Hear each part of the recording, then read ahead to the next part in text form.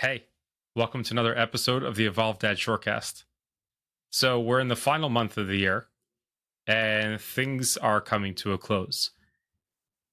Now, I was thinking back throughout the year, there's been some really difficult, challenging times. There have been some things that weren't as I would have liked them to play out. There were also some fun times, some great experiences. And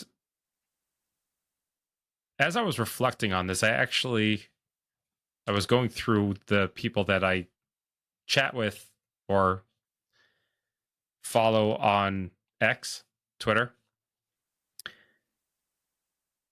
And one post from one of the other creators that I go back and forth with a lot, that I have a great friendship with, brought up the idea of being responsible. Let me actually get her handle. A fantastic person to follow. Her handle is Tala. Her name is Tala Smith. Her handle is Tala, Tala underscore no excuses. You know what? Let me read the post. I don't know who needs to hear it this morning, but being strong does not mean you are fit. It just means you're strong. By the same token, being fit doesn't mean you are strong either. It's all important. If you dismiss building muscle, you're missing it. If you dismiss cardio for your heart health, you're severely missing it. If you dismiss developing endurance, you're not only missing it, but you're going to regret it the older you get. And the same goes for strength. And she goes through a little bit more. And one of the questions that she brings out, can we please normalize being responsible? And the post goes on a little bit further. You could take a look at it for yourself. I'll drop the link down in the show notes. And the image that she has over here is I have to, which is crossed out, and I get to, which is rewritten afterwards. And that really got me thinking. My comment on it was along the lines of many people look at responsibility as something weighing them down. I have to take care of this. I have to do that. I have so many responsibilities. I have work. I have a family. I have bills to pay. I have to. And I started thinking about that for myself. I have to. Do I?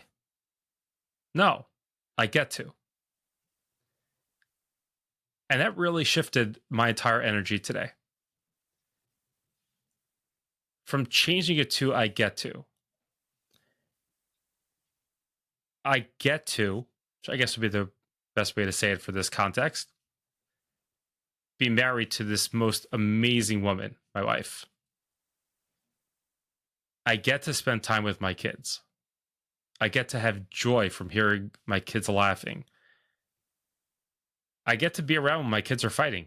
I get to have kids. It's not something that I take for granted. I get to have a house. And because we're able to have a house, we get to have a home. We're able to build a home for our children. So yeah, I get to pay a mortgage. I get to pay the bills. I get to go to work. So I have the finances to be able to support our lifestyle and to be able to give to others. That's what I want to focus on encouraging you today. And especially coming to the end of the year now, where every person's year will have its ups and downs. Sometimes we have years that are harder than others. Sometimes we have better years. But it's important to remember that life is happening for us, not to us. And there's a lesson that can be learned in everything. There's a growth that we could take out from everything. even the most painful of times, there's always something that we can gain from it, that we can grow from. This time of year is very special. And I'm not talking about holidays. I'm not talking about gifting. I'm not talking about spending time with family or loved ones.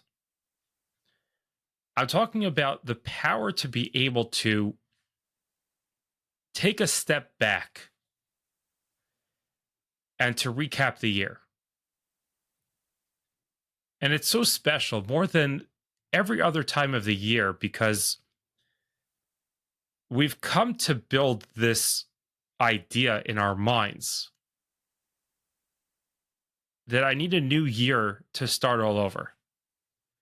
Which, okay, that will be a conversation for another time. But be it as it is, taking that concept of that we're going into a new year, it's important that we're ready for it. You don't wait till the first day of school to start getting your kids supplies and getting them clothing and whatever else they need for the school year. No, if you want them to succeed, which we all do as parents, you go ahead of time. You're shopping for maybe weeks or months. And you're starting to get all those little pieces together. You're getting their backpack and their supplies, clothing, anything else that they may need for the coming school year. And the new year is no different.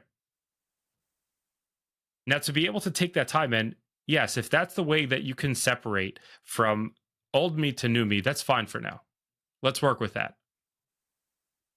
But let's understand that it's important to make the most of it, to take advantage of this time, to think back throughout the year and say, we went through some hard times. What did I learn from that? We went through some great times. What did I learn from that? I find that a lot of people forget that good times are not just for good times. Good times are for learning. Bad times are not only for crying and pain. Bad times are for learning. When we set ourselves up in a way where we're constantly learning, in turn, we constantly grow. And that's the greatest example that we could set for our children. But that shouldn't feel like a responsibility that's weighing you down. I want you to feel that's an honor. I get to experience life. I'm alive. I have a new day. I get to experience it. I get to learn from life. I get to then embody that for my children. I get to. I get to live in a time where I can learn from others through social media, through podcasts, through all sorts of communication that was never possible.